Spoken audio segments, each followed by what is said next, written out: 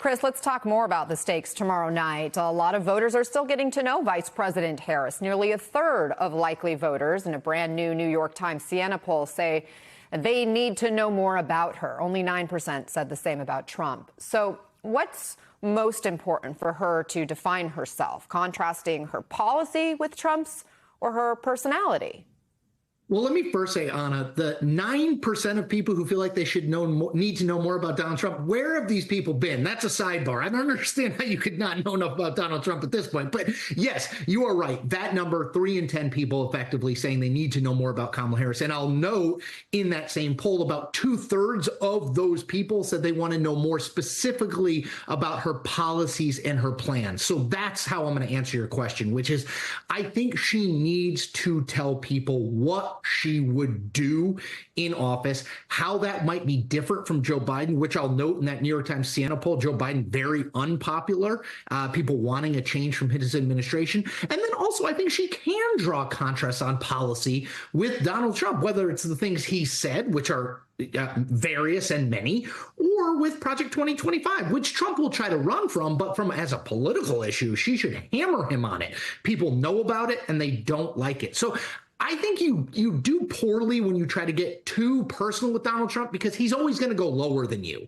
I think you just have to try to make it about policy contrast, what he would do with the country, what he has done with the country versus what Harris would do with the country. And we did hear Harris say there's no floor when it comes to how low Donald Trump will go. So she can't necessarily try to match him in that sense. Fernand, the same New York Times poll shows this race nationally is a toss-up right now. 1 point separates Harris and Trump, again, within the margin of error. But look at who people see as the change candidate.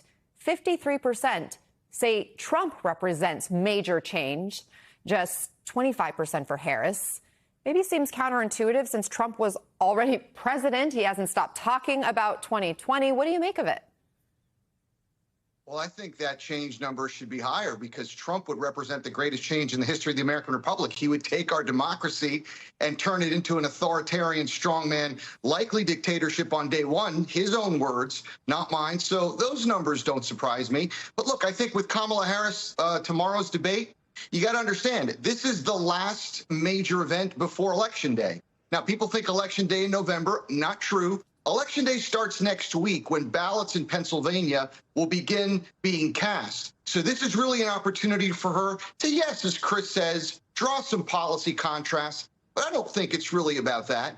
I think it's about showing that voters can trust her, that she is a credible commander-in-chief, that she is ready to assume and become president and lead our country into a stable growth. We've had tremendous economic success over these last 4 years under Harris and Biden. And if she could continue to make that case and let Trump be Trump, he will not be able to resist with the insults, with the demeaning things, that he wants to make it a mud fight. If she can rise above that, be ready for that first zinger and switch pages quickly, I think she's going to be in strong shape. Rina, let me just ask a follow on this change candidate question. If you are the Harris campaign, should you be concerned that more voters see Trump as the change candidate? Does it suggest the Harris campaign messaging about not going back is perhaps falling flat? Well, let me just say these numbers don't fully surprise me because, of course, they really suggest that folks are tying Harris to Biden. These past 4 years, they are linking her directly to the success or the lack of success of this administration, depending on who you ask. So, in essence, these polls are, we should look at them as a bit of a, pulse to get a sense of where the electorate is, but it's not an end-all, be-all. I'm getting some 2016 vibes here. I think there's a sentiment out there that actually sort of supersedes these polls, and the polls aren't really good at picking up. But here's my point here. Trust is at the core of this election. And to me, Election Day starts day after tomorrow. Because in this first matchup between the two candidates, yes, it's personality versus policy, but Kamala Harris has, unfortunately, the onus on her to strike a balance better than he can. She's going to be judged harsher because she is the underdog, as she's been saying, and she's going to, again, have to strike that balance of fact-checking him in real time while also very much showing and telling the American public what she's going to be about in these next 4 years and how she will be different than her current boss, President Biden. That is the name of the game right now. No more talking to your camps, to the people who are going to turn out. It's time to get to the middle, and it starts tomorrow night. Chris, Trump went beyond his 2020 election lies this weekend. In a chilling social media post, he is threatening to jail lawyers, election officials, even donors, declaring, "When I win, those involved in unscrupulous behavior will be sought out, caught, and prosecuted at levels unfortunately never seen before in our country." And he also said on day one he will free convicted January 6th attackers. Why do you think he's amplifying this messaging? And at this point, what else could the Harris campaign say about his rhetoric that hasn't been said? Well, to answer your last question first, nothing. I mean, again, to me, Donald Trump, the cake is sort of baked on him. I don't know that there's anything Donald Trump can say or Kamala Harris can say about Donald Trump that's fundamentally going to change what people think. Look, here's what we know about Donald Trump. He's totally known by the electorate, or at least by the vast, 99% of the electorate, and he's not particularly well liked, right? 34% approval. The issue in this race is not, can Donald Trump get better liked in this debate or in the last 2 months of the campaign? That will never happen, right? The issue is, can he bring Harris down? Can he make her a risky choice in the eyes of people? Can he make her too liberal? I'll just say on it, I don't think it's going to change any votes.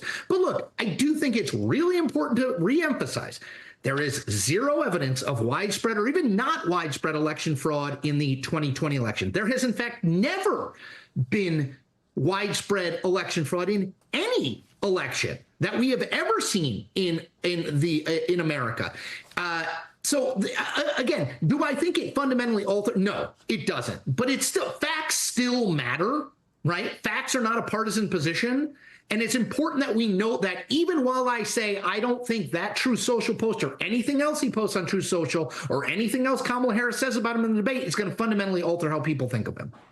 Former VP Dick Cheney has joined the chorus of Republicans who refuse to back Trump and are endorsing Harris largely because of rhetoric like we see in that post and because of January 6th.